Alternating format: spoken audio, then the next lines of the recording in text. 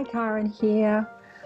Accentuating the positive, but not doing a show. I'm going to give you a message from my guides. They've been, as I've said on a couple of the shows lately, they've been asking me for years to sort of do more channeling or messages on YouTube, just putting it out there. I think that I do enough talking with people, and I usually get what they want communicated out through the shows, through myself or through the people I talk to. So they want to talk about the blame game. The blame game, they say to me, is the biggest game on earth.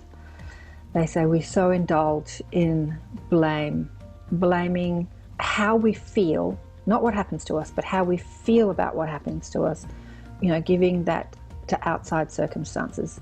You make me feel like this, that made me feel like this happened. Those people are doing this thing, so I can't feel good. The blame game. We all know it, we all see it in other people, but the thing about seeing it in other people is, can we identify it when we're doing it ourselves? When are we in blame and when are we accountable for how we feel and how we're flowing our energy and how we've created our life? When I first started studying deliberate creation, I used to be a big fan of Esther and Jerry Hicks. I was showcasing new world teachers as a young, in my 30s, and I had my mob always flowing through me, giving me messages, and I used to compare those messages to what other people were saying. And so many times they had a puzzle piece of consciousness, but they didn't have the whole picture, and it used to frustrate me. And but I never felt worthy enough of actually getting up there myself and speaking them through me, because I kind of identified it as me, which I'm sure a lot of you feel if you've got higher consciousness flowing through you. And who are you to say anything to anybody if you haven't studied as a healer or a teacher or a lawyer or a doctor or something? Who are we to say something? Can we just say, I'm channeling higher consciousness and put it out there? Well, yes, and lots of people are doing it. And people will resonate, different people will resonate with different messages. So don't worry about who's listening and who's judging. You just have to do how you feel. Anyway, so I used to see a lot of teachers, and I always felt like they never had the whole picture. They still indulged in the blame game. They used to talk about the reason this is happening is because of the chakras aren't open, or you're on that ray, or you come from that astrology sign, or you've got that numerology. They always used to use the circumstances of our life for the reason things happen to us. And I'm not saying that that's not true. A bit like the weather, they say to me. There's sunny days and rainy days. There's contrast in this third dimensional reality, in this reality, I'm going to say. I'm not going to use third dimensional, in this physical reality. And how we respond to it is our responsibility. So we can respond to the rain like, yay, it's raining, how fantastic. Or we can say, oh, it's raining, how terrible. And that's our choice. So we set up circumstances before we come. We choose astrology signs and rays and parents and numerology signs and all that sort of thing, and places and societies that we're born into, and countries and religions that we're born into. And then we have that to work with. So we can't blame any of it for who we are or how we flow our energy. It's an influence in our life that we're working with, usually set up. It's dovetailing with something else that we're doing in some other life somewhere else. And we set that up, and there's a reason for it. But we don't need to blame any of it for how we feel, because as powerful creators, as powerful extensions of source energy, source energy, we say that God is the creator, and we are an extension of that energy that we call God, and therefore we are the creator. What are we creating? We're creating how we flow our energy. And in that, we are so powerful. But most of us are not aware of that, and we play the blame game. So stuff happens, and we feel bad, and then we blame it on other people. And my guides have said to me, the blame game is the biggest game humanity has been playing on this planet. And as you know, if you listen to the show I did with Kevin, which I just did recently, we're talking about ETs showing themselves to the collective as a reality, and that changing across mass collective. And Hollywood has loved to blame. When they run out of villains to showcase, they go to the ETs, and now the ETs are going to destroy the planet.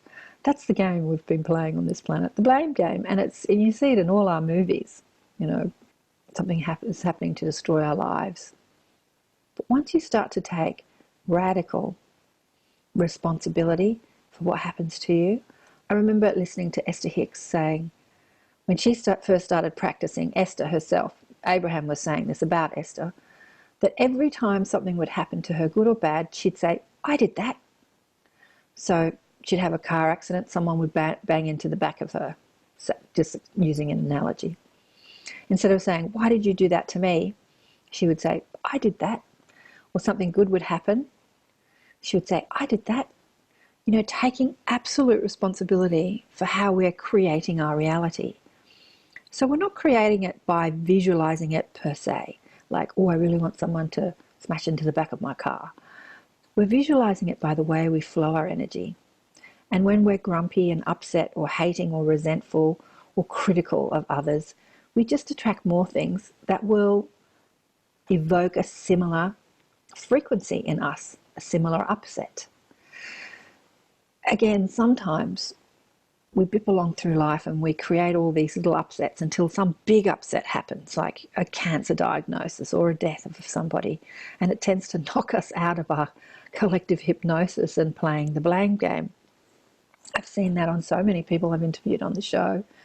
The worst thing that could ever happen, I remember talking to Scarlett Lewis, the worst thing that could ever happen manifested in her life. And it's not like she was an awful person or an angry person or an upset person, but her beautiful 5-year-old son was senselessly murdered along with 20 other people at his school.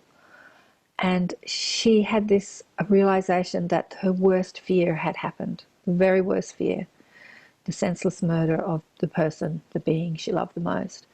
And in that moment of that realization, she realized that because the worst thing that she could be afraid of happened, that she dropped all her other fears. And she had like an in-body life review where she started to look through her life and she saw just how fear had run her. Just the little fears, some big fears, but how fear had run her life. And she said for about 8 months she had this state of grace where she had no fear. A bit like Kevin. I love talking to that man. Kevin Briggs.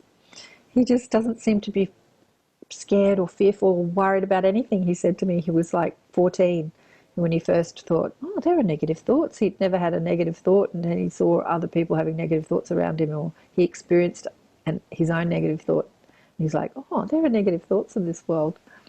Going back to the blame game, Scarlett said that inside that state of grace of having no fear, coming from the worst thing that could ever happen, and then dropping all her fears, she accomplished so many amazing things, and now she's changing the world with her with the work that she does. You know, going into schools and teaching children how to choose love over fear, and yeah, she's changing the world. So when we drop the blame game and we start being completely accountable for what we're creating in our lives, it's not easy to do. And when I first started doing it and terrible things happened to me, especially when I was fighting with my partner or husband, we love to blame our other partner for how we feel. Oh my God, that's a big one. That really took me a lot of time to get over.